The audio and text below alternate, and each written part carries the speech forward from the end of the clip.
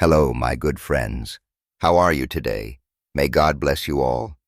Hey guys, imagine this. A kid who hasn't spoken in 3 years whispers a single word under the stars, and it changes everything. How does a rude teacher with a tattered book open up the world of a billionaire? Stay, because this story has twists and turns you won't see coming. Subscribe and comment where you're watching the video. Here we go. The late afternoon sun poured through the towering windows of Pinewood Academy, a fancy little school tucked away in the green outskirts of Seattle.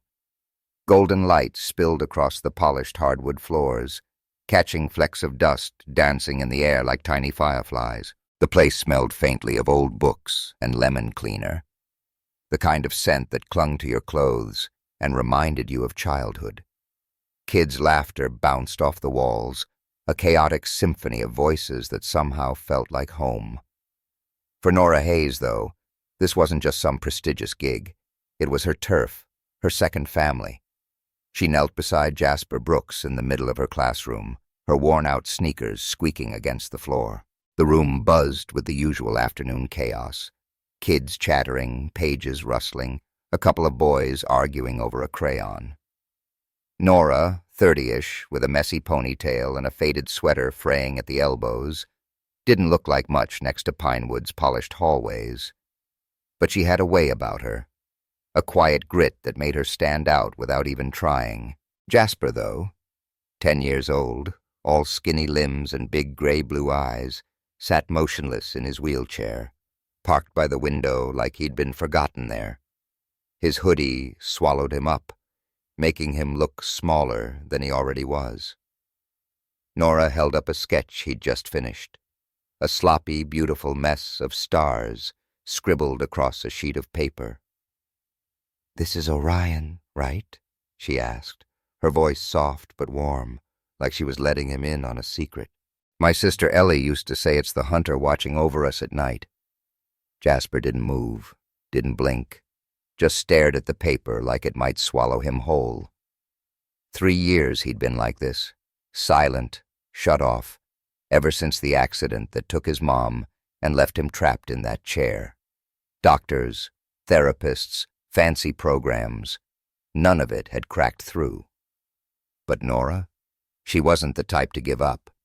She leaned closer, her braid slipping over her shoulder. "You know, Jasper, I bet you've got stories up there in that head of yours. Maybe even better than mine." A pause. Nothing. Then, out of nowhere, his lips parted, just a crack, and a whisper slipped out, so quiet it could have been the wind rattling the window pane. "Nora." Her breath caught, like someone had punched her square in the chest. She froze, eyes wide, searching his face. Those gray-blue eyes flickered, locking onto hers for the first time in months. It wasn't much, just her name. But it was everything. 3 years of silence, shattered in one shaky breath. From the hallway, Lucas Brooks stood behind the glass panel of the classroom door, a tall shadow in a charcoal suit that probably cost more than Nora's rent for a year. The guy was a tech mogul, the kind of name you'd see plastered on billboards along I-5, Brooks Tech, changing the world one gadget at a time. But right now, he wasn't the billionaire calling shots in a boardroom. He was a dad, hands pressed against the glass, staring at his son like he'd just seen a ghost. His jaw trembled, and a tear slipped down his cheek, catching the light. "Lord, it's been 3 damn years," he muttered, voice breaking like he didn't care who heard. Inside, Nora's grin split wide, crooked and real. "Well, I'll be damned, Jasper. You've been holding out on me." She laughed, a short, raw sound, and Jasper's mouth twitched, the tiniest hint of a smile. For a second, the room felt brighter, like the sun had turned it up a notch just for them. But how'd they get here? Let's rewind 6 months, back to when Nora first laid eyes on the kid who'd change everything, and when Lucas Brooks wasn't so sure she was worth a dime. 6 months earlier, the classroom looked pretty much the same. Sunlight streaming in, Kids sprawled across mismatched desks, the faint hum of a radiator kicking on. It was Nora's first week at Pinewood, a gig she'd landed after years bouncing around community centers and underfunded schools.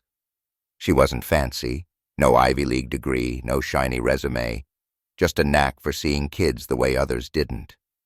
Pinewood was different, though. Tucked in Seattle's burbs, it was a haven for rich folks' kids, the kind of place with manicured lawns and teachers who wore blazers instead of hoodies. Nora stuck out like a sore thumb, but she didn't care. That day she was running a reading circle, some beat-up copy of The Boy Who Fell Off the Moon, when she spotted him. Jasper Brooks, parked in the far corner near a bookshelf that looked older than the building itself. He wasn't like the others, who leaned forward, giggling over the story. His hands sat limp on the desk, his eyes fixed on nothing. A wall, maybe, or something a million miles away. The other kids barely noticed him, but Nora couldn't look away. There was something about him, something heavy, like he was carrying a storm nobody else could see. She'd heard the whispers. Jasper Brooks, the billionaire's kid, enrolled under special circumstances. His mom, Anna, died in a freak accident 3 years back, and he hadn't been the same since. No talking, no moving much, just gone. Teachers before her had tried, therapists too, but he'd shut them all out. Nora wasn't fazed. She'd seen walls before. Hell, she'd climbed a few herself. "Hey, Jasper," she said, sliding a book across his desk, a dog-eared copy of Stars and Their Secrets. "Ever look up at the night sky? This one's got pictures of constellations and everything." She kept her tone light, like she was tossing out a suggestion over coffee. No pressure, no big deal. He didn't respond, didn't even glance at her. But then, there it was. His finger twitched, brushing the corner of the page, quick as a blink. Most folks would have missed it. Not Nora. She smirked, leaning back in her chair. "All right, kid. I see you." That tiny move. It was a spark, small, shaky, but enough to light something up in her. She didn't know his story yet, didn't know the half of what he'd been through, but she knew one thing. Jasper Brooks was in there, listening, and she'd be damned if she didn't find a way to reach him. The next day, she was mid-lesson, something about planets and orbits, the kids half listening, half doodling, when the door creaked open. Lucas Brooks stepped in, all 6-foot-something of him, radiating that rich guy energy you could smell a mile off. Cologne sharp enough to cut glass, suit pressed to perfection. The room went quiet, like the air itself held its breath. Nora straightened up, wiping chalk dust off her jeans, her stomach doing a little flip. She'd heard about him, everyone had, but seeing him up close was different. He wasn't just imposing, he was a damn force of nature. "Miss Hayes," he said, voice low and clipped, like he was reading off a script. "Mind explaining what you're doing with my son?" His eyes flicked to Jasper, still parked by the window, then back to her. There was no warmth there, just steel. Nora crossed her arms, meeting his gaze head-on. "Teaching him, same as the others. He's got a brain in there, Mr. Brooks. Just takes a little patience to get to it." Lucas's jaw tightened, a muscle ticking under his skin. "I've spent millions on shrinks, programs, you name it. They all said the same thing. He's not going to snap out of it with fairy tales and star books. What makes you think you're different?" She didn't flinch, even though her pulse was hammering. "I don't push him to be someone he's not. Maybe that's the difference. You ever try asking him what he wants, instead of fixing him like he's some busted machine?" The room was dead silent now, the kids staring wide-eyed. Lucas's eyes narrowed, and for a second, she thought he'd fire her on the spot. Instead, he folded his arms, leaning against the doorframe. "You've got guts, I'll give you that. But guts don't mean results. Prove me wrong, or you're out." He turned and walked out, leaving the air thick with tension. Nora exhaled, running a hand through her hair. "Well, shit," she muttered under her breath, glancing at Jasper. His head was tilted just a fraction, like he'd heard every word. "Hey, folks, what do y'all think? Can Nora crack through Jasper's shell, or is Lucas right to doubt her? Hit that subscribe button and drop a comment below. I'll dive into the next twist with you." The Brooks estate sat on the edge of Lake Washington like something out of a damn postcard. Sprawling lawns, oak trees dripping with moss, and a mansion that looked more like a tech billionaire's fortress than a home. Nora pulled up in her beat-up Toyota Corolla, the engine coughing like it was on its last legs. She killed the ignition and stared out the windshield, her stomach doing somersaults. The place was all glass and stone, reflecting the late September sun in sharp, blinding flashes. It smelled like money, cut grass, expensive cedar, and that crisp lake breeze you only get in the Pacific Northwest. But there was something off about it, something hollow, like the house was holding its breath. 6 weeks had passed since that first tense run-in with Lucas Brooks at Pinewood Academy. 6 weeks of Nora chipping away at Jasper's walls, one star book and sketch at a time. She'd gotten him to move his fingers, to nod once or twice. Small wins, but wins all the same. Then, out of the blue, Lucas had called her up. "I want you to work with Jasper one-on-one," he'd said, voice flat over the phone.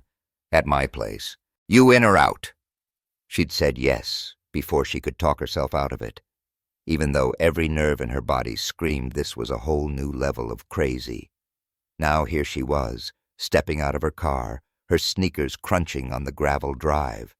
She slung her backpack over one shoulder, stuffed with books, markers, and a cheap constellation map she'd snagged at a thrift store, and headed for the front door. It swung open before she could knock, revealing a wiry guy in a crisp vest, Tommy, the house manager.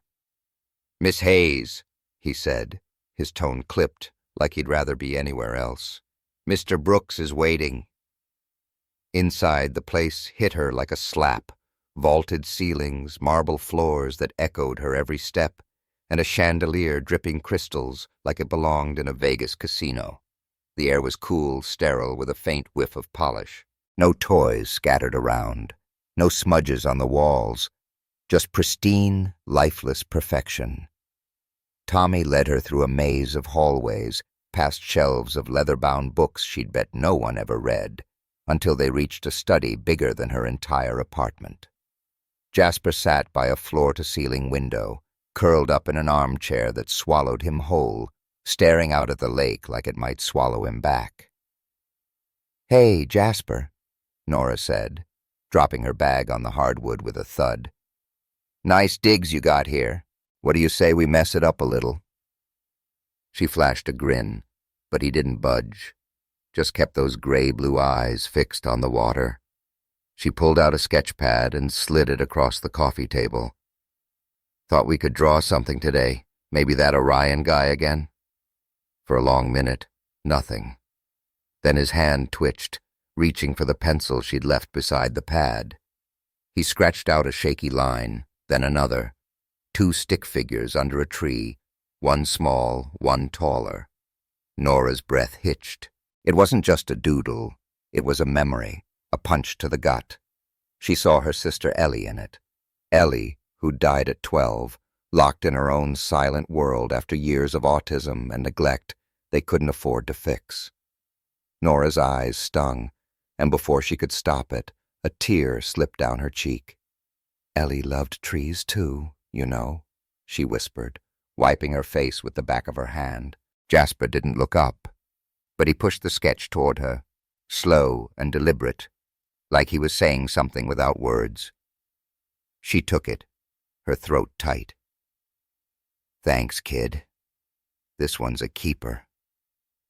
The door creaked open behind her, and Lucas stepped in, loosening his tie like he'd just escaped a boardroom war zone. He froze when he saw her, teary-eyed, clutching Jasper's drawing like it was gold. "Everything all right?" he asked, voice gruff but edged with something softer. Nora nodded, swallowing hard. "Yeah, just..." He's good, you know. Really good. She held up the sketch, and Lucas's eyes flickered. Surprise, maybe, or something deeper. He didn't say anything, just crossed the room and sat across from Jasper, watching him like he was trying to solve a puzzle. Things rolled along like that for a couple weeks. Nora showing up with her beat-up bag of tricks, Jasper inching closer to her world, one sketch at a time. She'd started bringing music, too. Soft stuff like acoustic guitar tracks she'd play on her phone while they worked. He'd tap his fingers sometimes, faint little beats matching the rhythm, and she'd catch herself grinning like an idiot. Lucas was around more than she expected, popping in between calls, always watching, but never interfering. It was progress, slow, messy, but real. Then came the day it all went sideways. She was sprawled on the study floor with Jasper, surrounded by a mess of colored paper and markers. They were building a galaxy, her idea, his execution, taping stars to a big sheet of black construction paper. Jasper's hands moved slow but sure, sticking a yellow star near the edge when the door banged open. Lucas stormed in, tie askew, face like thunder. Behind him stood Henry Voss, his right-hand man at Brooks Tech, a lean guy with sharp eyes and a permanent smirk. Nora's stomach dropped. "What the hell is this?" Lucas snapped, gesturing at the chaos on the floor. His voice cut through the room like a knife, and Jasper flinched, curling into himself. "I hired you to teach him, Nora, not turn this into some damn art class." Nora scrambled to her feet, hands streaked with blue marker. "He's learning, Lucas. Look at him. He's in it, not just sitting there like a statue. This is how he talks when words won't come." Lucas's jaw clenched, a vein pulsing in his neck. "He's not talking now, is he? I've got a kid who hasn't said a word in 3 years, and you're wasting time with crayons and guitar riffs. I need results, not this hippie bullshit." Henry stepped forward, arms crossed, his voice smooth as oil. "She's out of her depth, sir. I've said it from the start. Jasper needs structure, discipline, not some feel-good experiment. We've got specialists lined up who can do this right." Nora's blood boiled, but she kept her cool, locking eyes with Lucas. "He's not broken, Lucas. You just don't see him. You've thrown cash at every shrink in Seattle, and where's that gotten him? Maybe it's not about fixing him. Maybe it's about meeting him where he is." The room went quiet, thick with tension. Jasper's hands stilled on the paper, his shoulders hunched like he wanted to disappear. Lucas raked a hand through his hair, pacing a tight line. "You've got 1 month, he said finally, voice low and hard. 1 month to show me something real, or you're done. No more games." He turned and walked out, Henry trailing behind with a smug little nod. Nora sank back to the floor, her heart pounding. She looked at Jasper, his eyes darting to the stars they'd made, and forced a smile. "Guess we've got some work to do, huh, kid?" But deep down, she wasn't sure she could pull it off, not with Lucas breathing down her neck and Henry waiting for her to crash and burn. She grabbed a marker and added a star to their galaxy, her hand shaking just a little. 1 month. Shit. Things are heating up, y'all. Will Nora win Lucas over, or is Henry gonna get his way? Subscribe now and let me know your guess in the comments. Stick around for the next curveball. Rain streaked the windows of Nora's tiny apartment in Capitol Hill, Seattle's funky heart where the rent was still too damn high for what you got. A shoebox with peeling paint and a radiator that clanked like a drunk drummer. She sat cross-legged on her lumpy couch, the glow of her ancient laptop casting shadows across her face. Her hands hovered over the keys, trembling just a little. It had been 3 days since that blowout with Lucas at the lake house. 3 days since he'd given her a month to prove herself or get the hell out. But now she was staring at something that made her blood run cold. An email. Anonymous, no name, just a string of numbers in the sender line. The subject, Brooks Family Secrets, for sale. The body was worse. Some sleazy pitch claiming she, Nora Hayes, was ready to spill dirt on Jasper and Lucas to a tabloid for a fat paycheck. Attached was a blurry photo of her handing a package to a guy in a hoodie outside Pinewood, time-stamped 2 weeks back. She remembered that day. She'd given a kid's forgotten lunchbox to a parent volunteer. But this was twisted, framed to look like a shady deal. "Son of a bitch," she muttered, slamming the laptop shut. Her heart pounded, a mix of panic and rage. Someone was setting her up, and she had a pretty good guess who. Lucas had probably seen this by now. Hell, he'd probably already fired her in his head.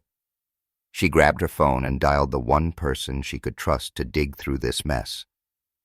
Lena Carter. Lena showed up 20 minutes later, soaked from the rain, her wild curls dripping onto Nora's thrift store rug. She was a freelance journalist with a nose for trouble, short, scrappy, and loud enough to wake a coma patient. "All right, spill it," Lena said, tossing her jacket over a chair. "You look like you've seen a ghost." Nora shoved the laptop at her. "Someone's trying to screw me over. Check this out." Lena's eyes narrowed as she scanned the email, her fingers flying over the keys. "IP address is local," she muttered. "Sent from a coffee shop downtown, Brew and Bolt near 3rd and Pike. Ring any bells?" Nora frowned. "That's 2 blocks from Brooks Tech, Henry Voss's stomping grounds." Her gut twisted. Henry, the slick bastard who'd been gunning for her since day one. She'd never trusted his polished suits or that smug little smirk. "You think he'd pull something this dirty?" Lena grinned, sharp and feral. "Oh, honey, I'd bet my last dollar on it. Let's dig deeper." They spent the next hour tearing through digital rabbit holes, email headers, old news clippings, anything that might connect the dots. Then Lena froze, her finger jabbing the screen. "Holy crap, Nora, look at this." It was a scanned report from 3 years back, buried in Pinewood's online archives, a safety inspection from a Brooks Tech site in Tacoma. A faulty lift system had collapsed, injuring a kid who'd tagged along with his dad. Jasper. The supplier?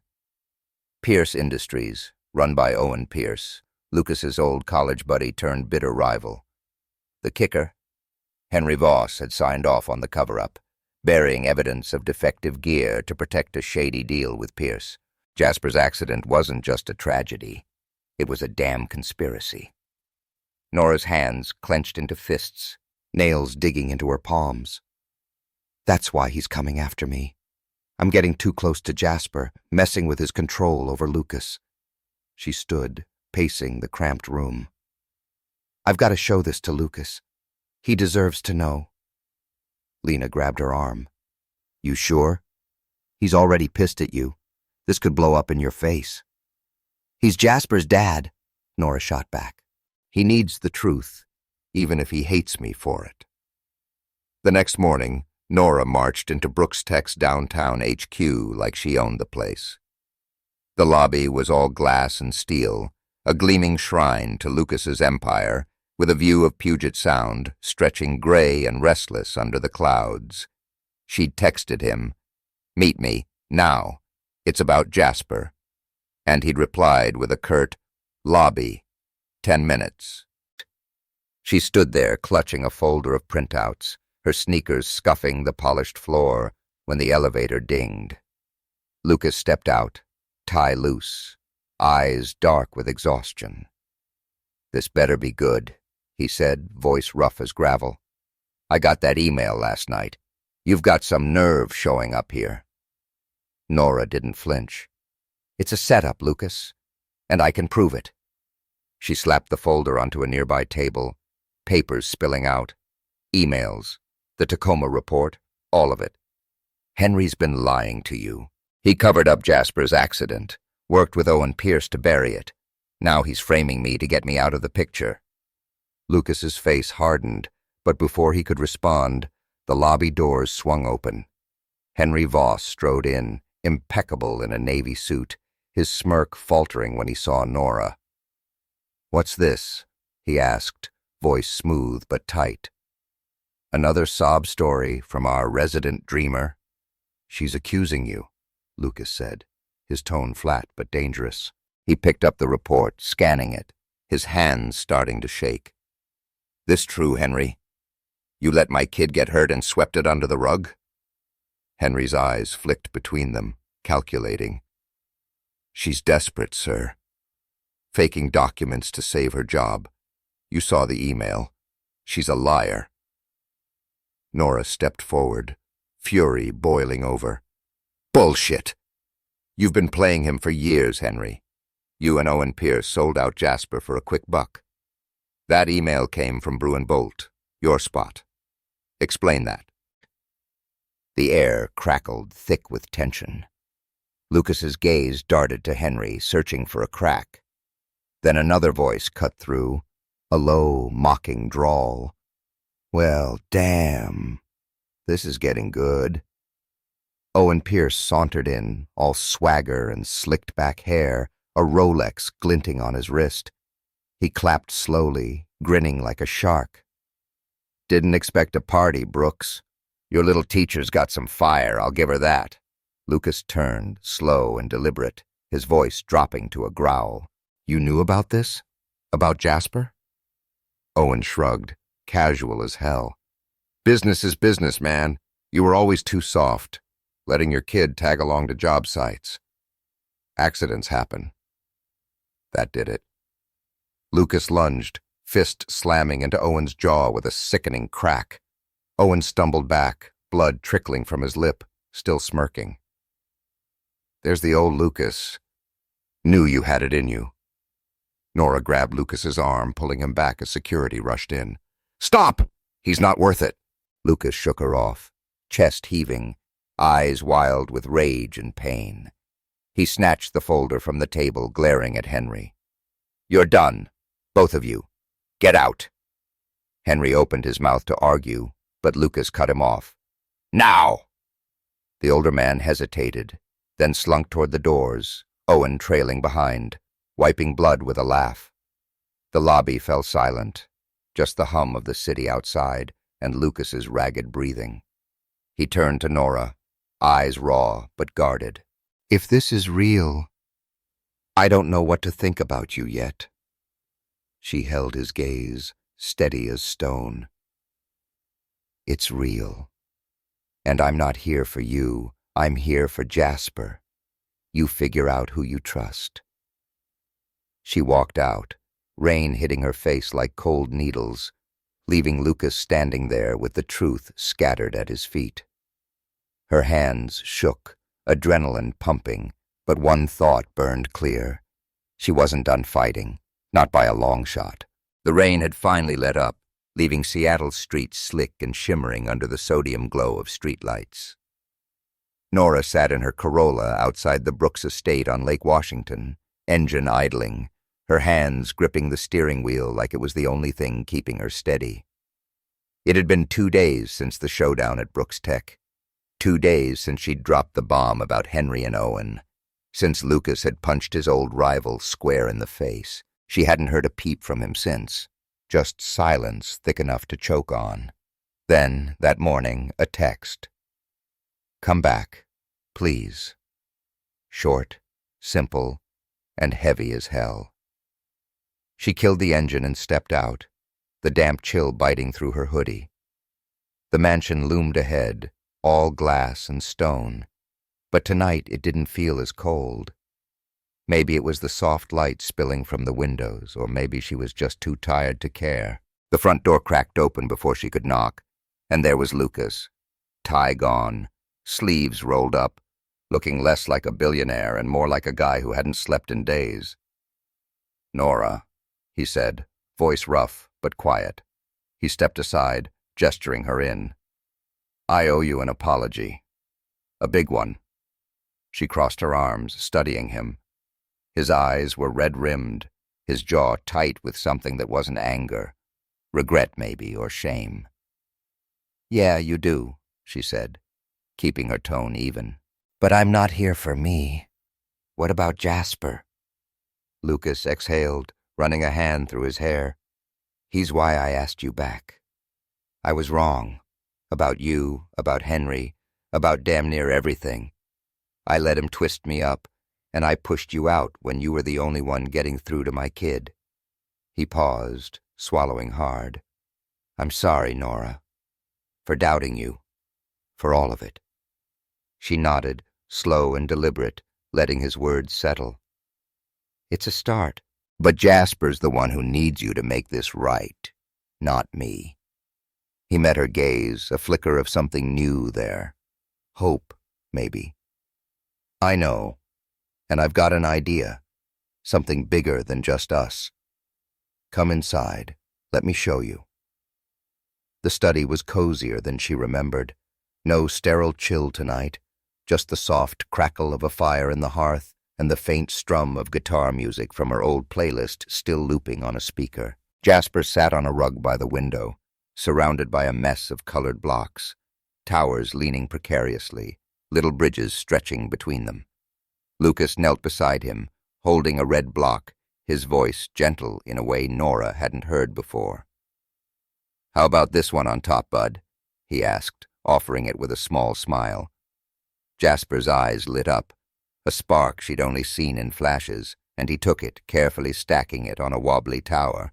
Perfect, Lucas said, laughing, a low, warm sound that harmonized with Jasper's tiny giggle.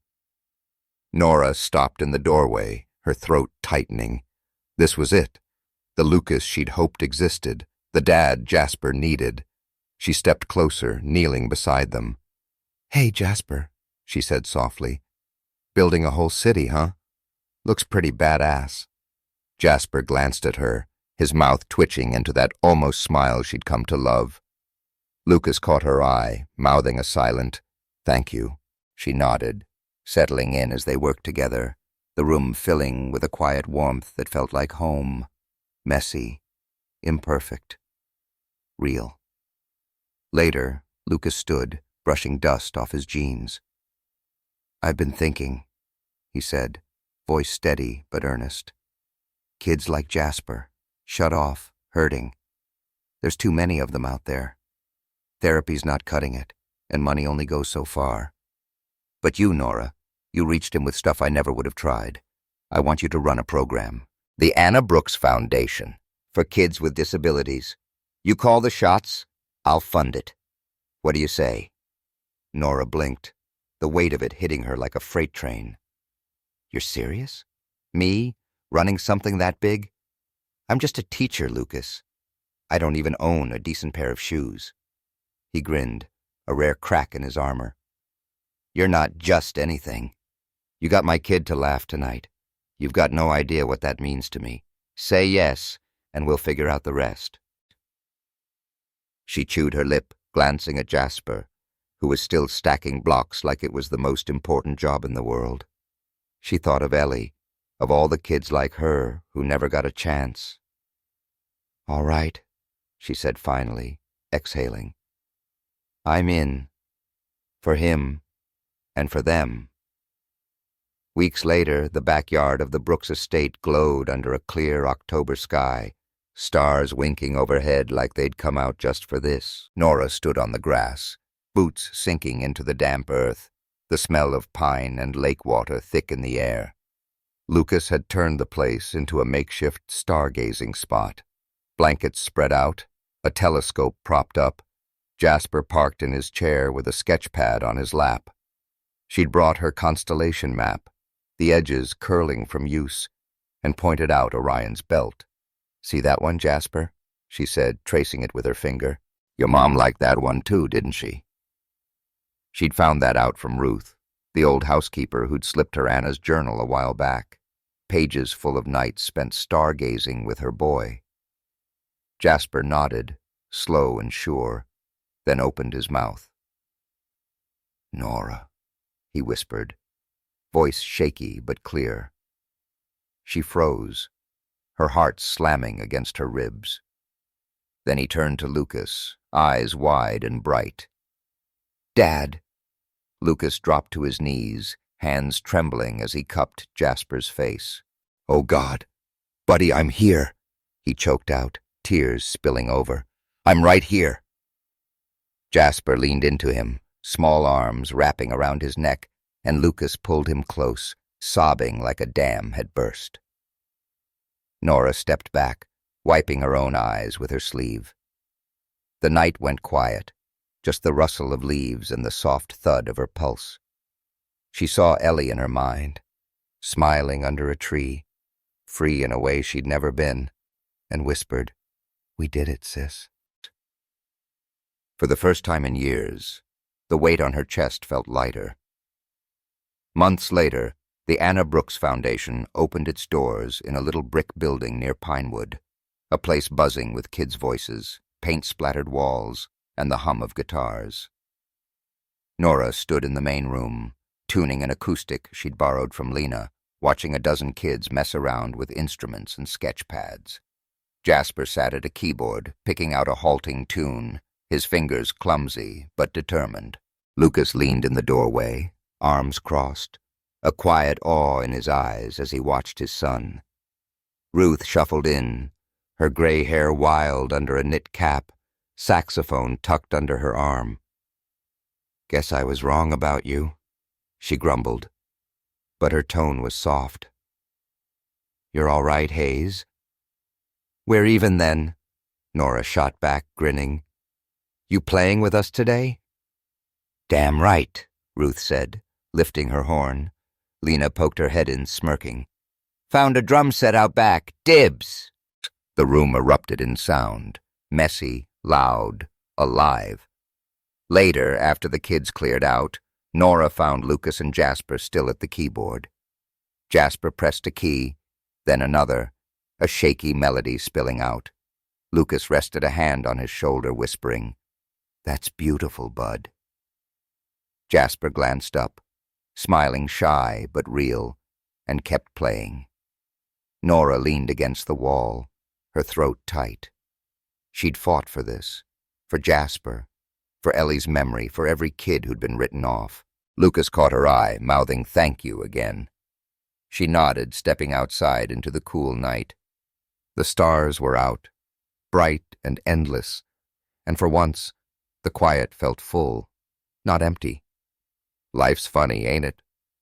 Lucas Brooks spent years chasing fixes with cash and control, but it was Nora's beat-up books and stubborn heart that brought his son back. Jasper didn't need a cure, just someone to see him. And Nora? She wasn't a savior, just a girl with a past and a hell of a lot of fight. Sometimes all it takes is a spark, a star, a song, a second chance to light up the dark. And there you have it, folks, a story of trust, stars, and second chances. Love that ending? Subscribe to catch more tales like this, and drop your favorite moment below. I'm dying to hear.